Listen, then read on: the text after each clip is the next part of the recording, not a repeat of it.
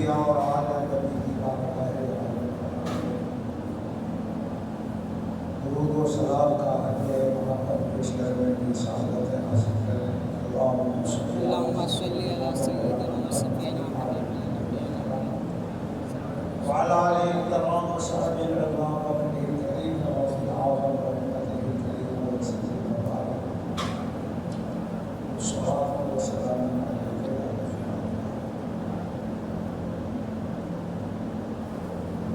ستیزہ کام رہا ہے نظر سے قائم روز چلا کو مستقبل سے شراب ہو ہے۔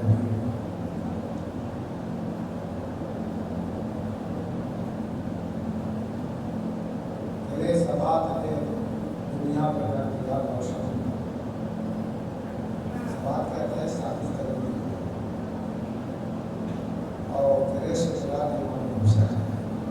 تیرے ثبات نے دنیا پہ کر دیا روشن۔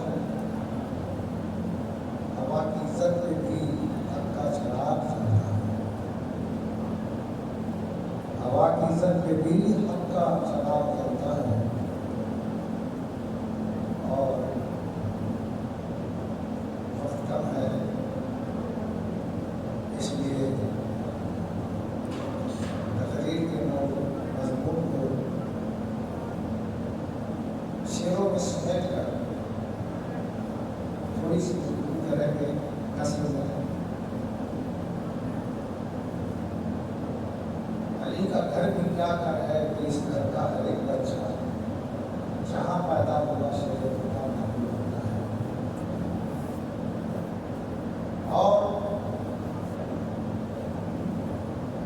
کربلا سے لے کر آج تک اور آج سے لے کر قیامت تک کے سارے انسانوں کے لیے، سارے انسانوں کے لیے، صرف مسلمانوں کے لیے نہیں، سارے انسانوں کے لیے جو مظلوم ہیں، جن کے حق مارے جاتے ہیں، یہ پیغام ہے، یہ حوصلہ ہے کربلا سے جو ملتا ہے، خوراک ہے ہمت کی جو کربلا دیتا ہے۔ انسان کو بیدار کو ہونے دے، انسان کو بیدار کو ہونے دے دو، ہر قوم پکارے گی ہمارے ہیں حسین، ہر قوم پکارے گی ہمارے ہیں حسین۔ آئیے تاریخ کی اس حقیقت کو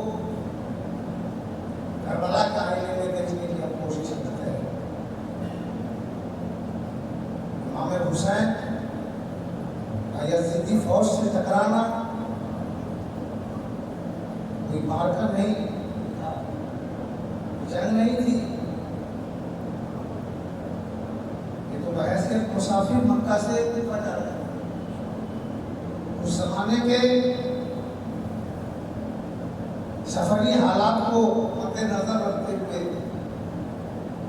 ہتھیاروں کو لے کر چلنا ایک رواج ہے۔ اپنے 18-19 خاندان والوں کو لے کر، بیوی، بیٹی، بیٹے، بھتیجے کو لے کر مکہ سے چلے تھے۔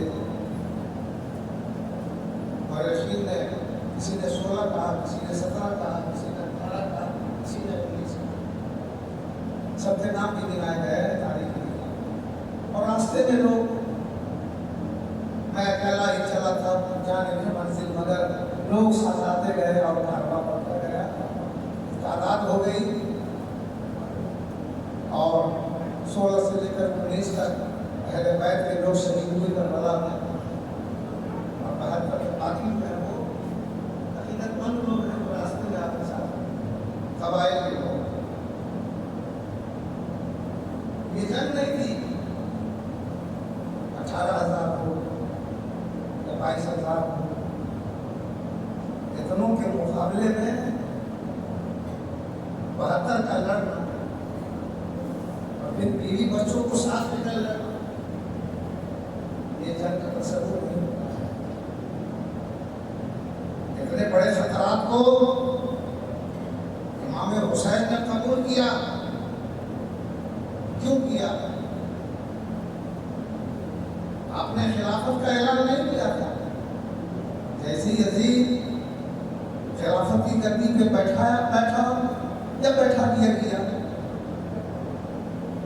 مکہ، مدینہ، جدہ، پورا حجاز ہی نہیں، شام کو چھوڑ کر، ملک شام کو چھوڑ کر مصر اور وہ سارے علاقے جن پر حضرت علی کی حکومت تھی، 6 مہینے کے لیے حضرت امام حسن خلیفہ بنے تھے اور ابھی معاویہ کے ہاتھ پر تیزی سے بچنے کے لیے صلح کر لیا تھا. اگر امام حسین خلافت کا اعلان کرتے تھے، اگر یزید کے پاس فوجوں کی مجموعی تعداد 1,00,000 تھی تو امام حسین کے پیچھے ان کے جھنڈے تلے 500 لاکھ لوگ آ جاتے اور ڈھنگ سے لڑائی لڑ کے یزید کو گھر سے اتارا جا سکتا تھا.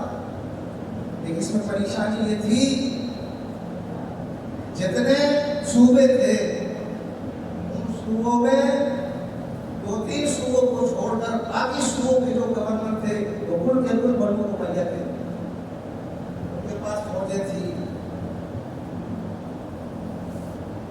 پورے ملک کے اندر خانہ جنگی ہو جاتی. اس لیے امام حسین نے خلافت کا اعلان نہیں کیا، یزید کی ملوکیت بادشاہت کا انکار کیا. ہم نہیں مانتے تھے اور اسی انکار کو اقرار سے بدلنے کے لیے حضرت امام حسین پر جنگ مسلط کر دی. یا تو آپ مانو یا نہیں تو لڑ بھڑ کر کے اپنے وجود کو بچا لو. کربلا کی لڑائی کا یہی پس منظر ہے، اس سے زیادہ کچھ نہیں. 2-4 گھنٹے کی لڑائی ہے. یہ جو لوگ بکتے ہیں مشکوں کے پوچھتے لگ گئے.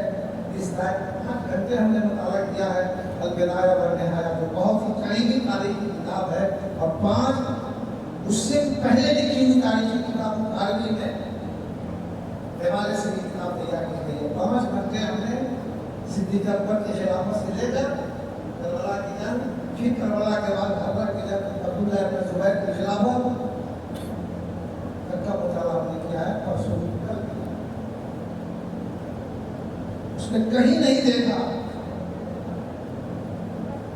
یزیدی فوج میں 100-200 بھی مارے گئے، 88 مارے گئے اس میں اور 72 ہی تھا.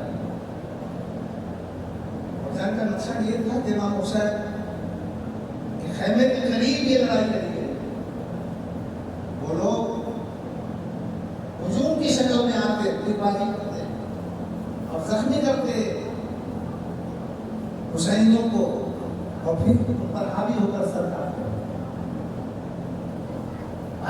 یہ جنگ نہیں ہے، ایک طرفہ ظلم ہے جو صرف اس لیے ڈھایا گیا ہے بیت نبوت پر کہ یزید کی خلافت کو ہاتھ ہو گئے.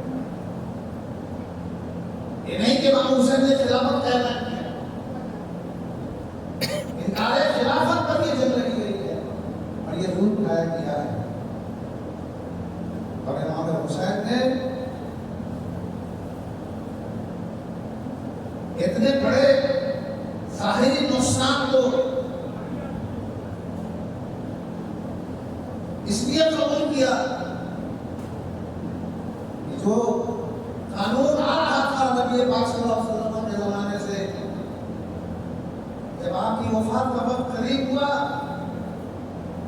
تو جس اسلامی سلطنت کی بنیاد نہیں بلکہ پوری عمارت اللہ کے نبی نے کھڑی کر دیا قرآن کی روشنی میں، تو نبی کے بعد کون اس حکومت کا سربراہ ہوگا، کون خلیفہ ہوگا، کون چلائے گا قرآن و حدیث کے مطابق اس حکومت کو؟ تو اللہ کے نبی نے کھلے لفظوں میں کسی کو خلیفہ نہیں کیا، اشارہ دے دیا. حضرت ابوبکر سے نماز پڑھوائی اور اسی کو دلیل بنا کر صحابہ بیٹھے. اگر صاف حکم ہوتا کہ ابوبکر خلیفہ ہیں تو پھر مشورہ کرنے کی ضرورت نہیں پڑتی، اختلاف بھی لوگوں کے بیچ.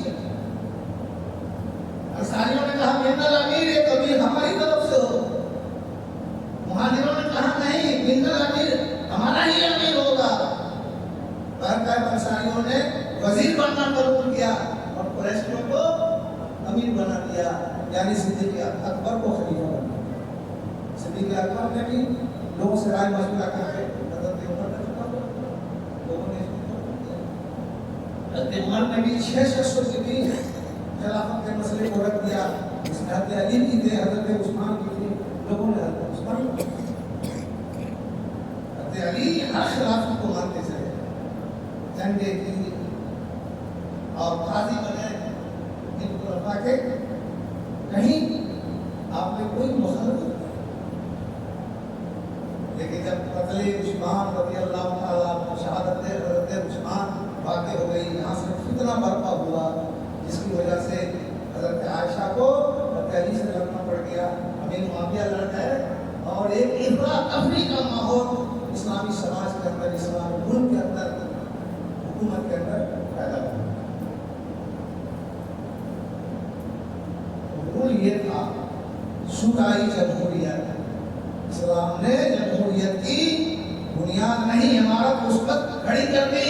قرآن کی روشنی میں اللہ کے نبی نے جب کہ کہیں دور دور تک کوئی بھی انسانی سماج جمہوریت والا نہیں تھا. طاقت سے خاندان اس جمہوریت کا مدد کیا یزید نے. امام حسین نے کہا نہیں، جمہوریت رہے گی، جمہوریت کو ختم نہیں ہونے دیں گے، ہمارا خاندان میں سے آئے گا. لیکن اسلام نے جو جمہوریت کی بنیاد رکھی ہے، عمارت رکھی ہے، یہ جمہوریت برقرار رہے گی. اور آج دنیا میں جتنے جمہوری ملک نظر آ رہے ہیں یہ سب اسلام کی دین ہے.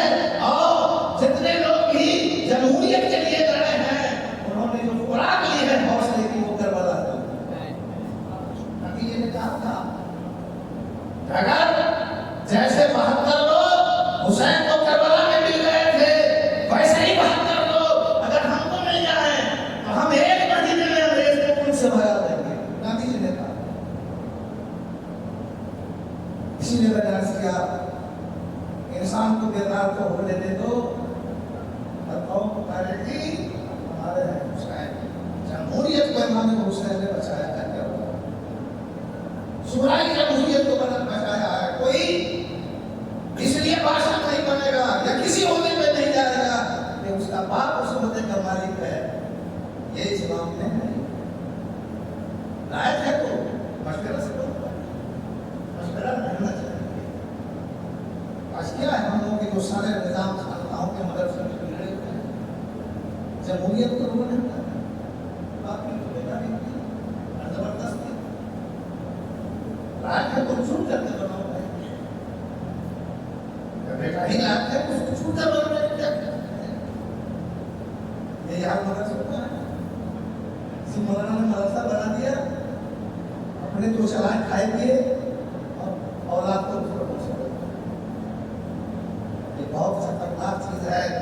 اس سے اسلام کو جتنا نقصان پہنچتا ہے کسی شرابی کے شراب پینے سے اور زانی کے بدکاری کرنے سے، اسلام اور اسلامی سماج کو اتنا نقصان نہیں پہنچتا ہے جتنا کہ دادا گیری سے نقصان پہنچتا ہے.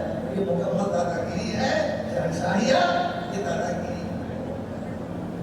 امام حسین اسی شہنشاہیت کو ختم کرنے کے لیے کربلا میں ڈٹ گئے کہ جان تو دے سکتے ہیں لیکن نظریہ نہیں دے سکتے ہیں. جمہوریت کا نظریہ اللہ کے نبی نے نظریاتی حکومت بنا کے چھوڑ دیا. اور قرآن جس نظریاتی حکومت کی بات کرتا ہے وہ نظریہ رہے گا، اس پر قربانیاں دی جائیں گی اور نظریہ قیامت تک چلتا رہے گا. اسی لیے کہا جاتا ہے کہ حسین نے کربلا میں اسلام کو بچایا. حسین نے اسلام قرآن کو بچایا. بچاتا تو اللہ ہے کہ اللہ کی دنیا میں وسائل اللہ ہی کو بنائے. حسین کو اللہ نے پیش کیا. شریف پڑھیے اللہم صلی علی سیدنا و مولانا محمد وعلی آل سیدنا مولانا محمد وبارک وسلم صلاۃ و سلام علیک یا رسول اللہ. کربلا سے جو ہمیں خلاصہ پیغام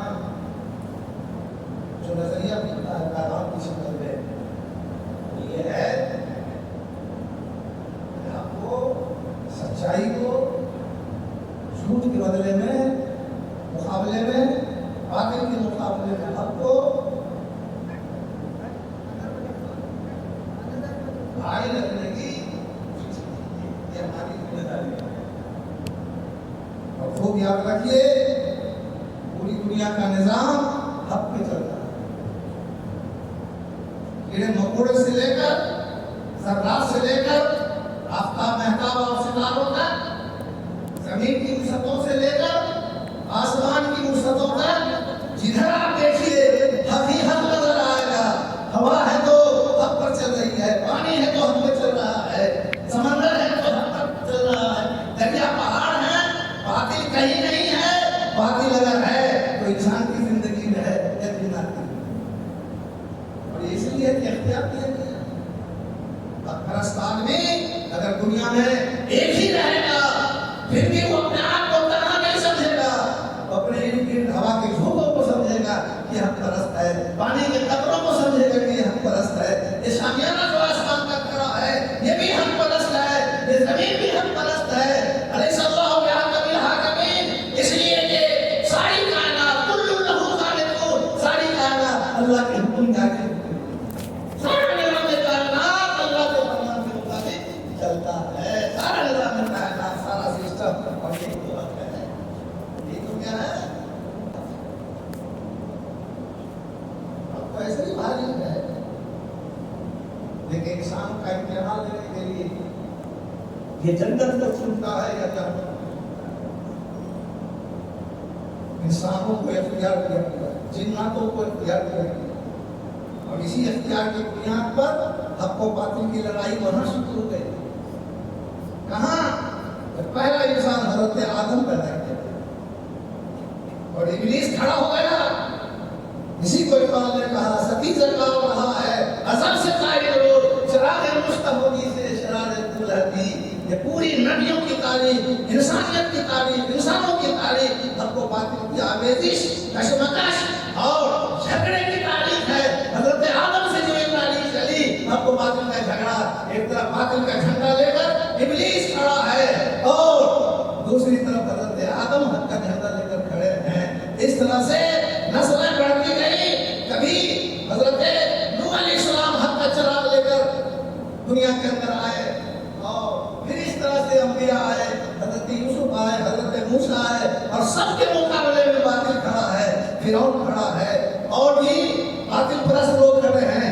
اور آخری پیغمبر جناب محمد رسول اللہ صلی اللہ علیہ وسلم پیغام حق کو لے کر آئے. ابو جہل کھڑا ہے, ابو لہب کھڑا ہے, عتبہ کھڑا ہے, شیبہ کھڑا ہے, بدر برپا ہو رہا ہے, احد کی لڑائی ہو رہی ہے, خندق کی جنگ ہو رہی ہے, اور اس طرح سے صحابہ کرام کے زمانے میں بھی جنگیں ہوئی. اور کربلا میں آ کر تو حق اور باطل کا ایسا ٹکراؤ نظر آیا, ایسا ٹکراؤ نظر آیا, جہاں بظاہر کو دیکھا گیا کہ یزید تخت نشین ہو گیا, اور آلے نبی, آلے علی, آلے فاطمہ, کل کے کل دو کو چھوڑ کر حضرت عمر ابن حسین اور علی اوسط ابن حسین, ان کو زین العابدین کہا جاتا ہے, ان دو کو چھوڑ کر باقی جتنے مرد تھے وہ سب کے سب شہید ہو گئے. سب کے سب شہید ہو گئے. مورخین کہتے ہیں کہ ایک محمد ابن حسن, حضرت امام حسن کے ساتھ مدینہ میں رہتے تھے. انہی تین بچوں سے اللہ نے آل نبی میں, آل علی میں, آل سیدہ میں وہ برکت دی, وہ برکت دی کہ آج لاکھوں کی تعداد میں آل رسول دنیا میں نظر آئے. اتنا بڑا خاندان آپ کو نظر آئے گا, اتنا بڑا خاندان کسی کا نہ ہوا ہے نہ قیامت تک ہو سکے گا. اور یہ بھی سن لیجیے جتنے بھی بڑے بڑے اولیاء غوث و قطب ابدال ہیں وہ کل کے کل, اور کل کے کل نہیں تو اکثر آل فاطمہ میں ہیں, آل علی میں ہیں, آل حسن میں ہیں, آل حسین میں ہیں, اور پوری دنیا کا امام بن کر قیامت کے قریب امام مہدی کو آئیں گے, وہ بھی حسنی ہوں گے اور حسینی بھی. اللہ نے وہ برکت دی. لیکن آج جھوٹنے سے بھی آپ کو نہیں ملے گا کہ یزید کا کوئی خاندان, اگر ہوگا بھی تو نہیں کہے گا کہ ہم یزید کا خاندان. لیکن امام حسین کا خاندان بننے کے لیے تو لوگ تत्पर ہیں. چلیے نا, سیوان چھپا کے گاؤں کا گاؤں شاہجی لوگ سید بن گئے.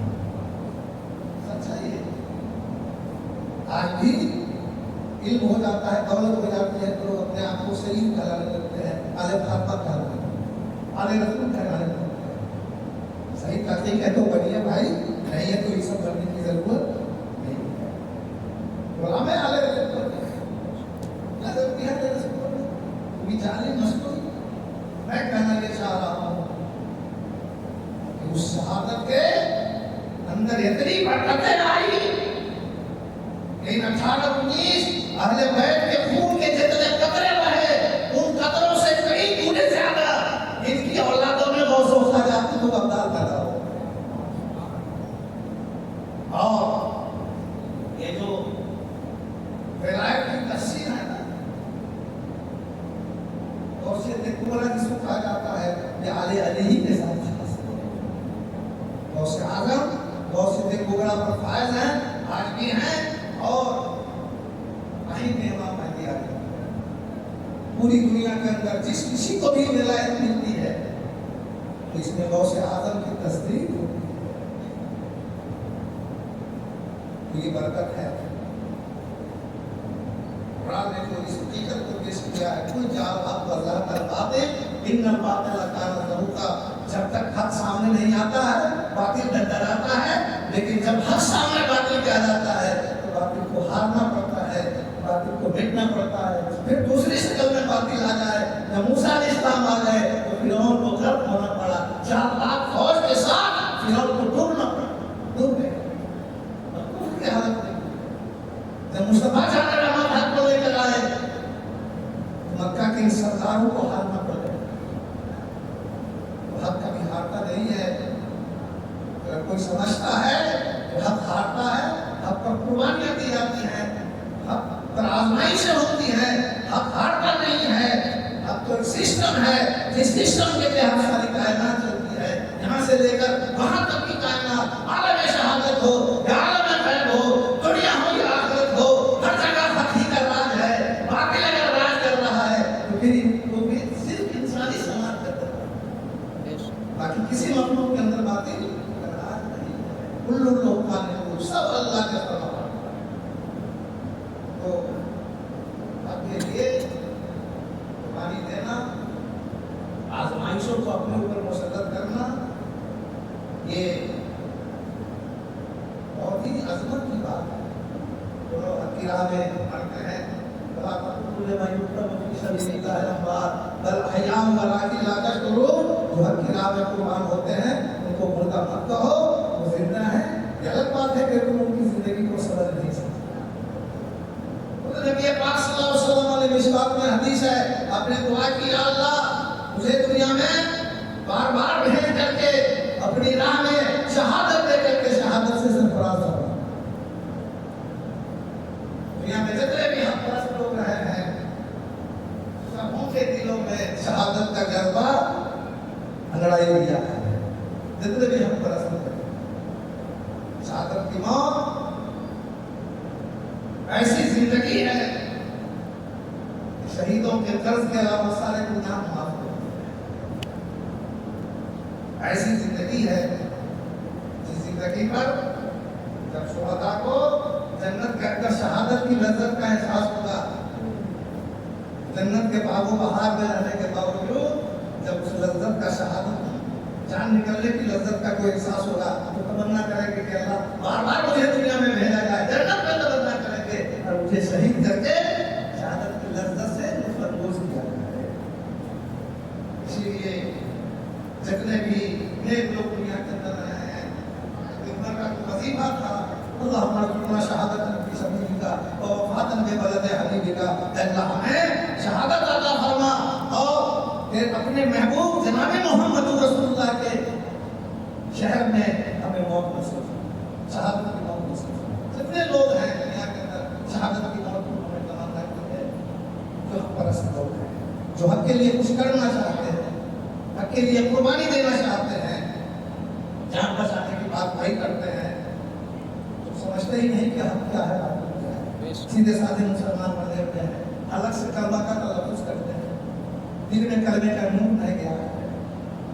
آج بھی ضرورت ہے امام حسین کے سے پاک ہو، کربلا والوں کی सीरत को, उनके किरदार को अपनी जिंदगी में ढाला जाए और हक के जो हमलों से हो सके बातिल को मिटाने के लिए, सच को भारी करने के लिए, झूठ को नीचा करने के लिए, बातिल को जलील करने के लिए और सच को बढ़ाने के लिए, हक को बढ़ाने के लिए दामे दिल में कदम उठाने एक हुसैनी को ये कोशिश करनी चाहिए। तब जाकर मोहब्बत हुसैन का दावा सही या हुसैन बनावटी दावा होगा। अगर आप हक के लिए कुछ करते रहेंगे तो अल्लाह ने आपको सलाहियत दी है, उस सलाहियत से आप सच को, सच्चाई को भारी करने की कोशिश कीजिए। घर में, समाज में, माहौल में हक को भारी करने की कोशिश कीजिए, बातिल को दबाने की कोशिश कीजिए। बातिल भी रहेगा, हक भी रहेगा, लेकिन हक हमेशा बातिल पर भारी रहेगा। एक भी हक परस्त को कोई जलील नहीं कर सकता है, कोई नीचा नहीं दिखा सकता है। वो शहीद हो जाएगा लेकिन जलील नहीं होगा। और कुरान ने साफ फरमा दिया है,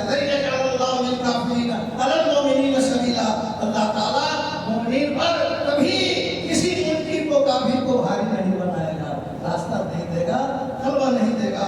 इमाम हुसैन अपने खानदान के साथ करबला में कट गए, लेकिन वो ऐसे भारी बन गए, ऐसे भारी बन गए।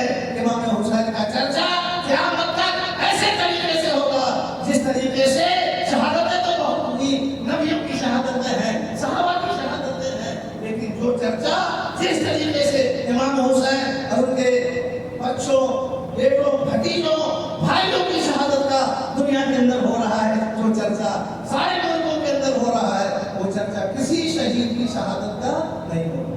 और क्या मतलब होता रहेगा, जाए न जाए, हर तरह से ये चर्चा होता रहेगा, कोई इसको बंद नहीं कर सकता। अल्लाह तबारक व तआला हम लोगों की तौफीक अता फरमाए, घर के लिए कुछ करें, अगर हम कुछ करेंगे इंशाअल्लाह नज़ीर हमारी पिछली नस्ल हमें याद रखेगी।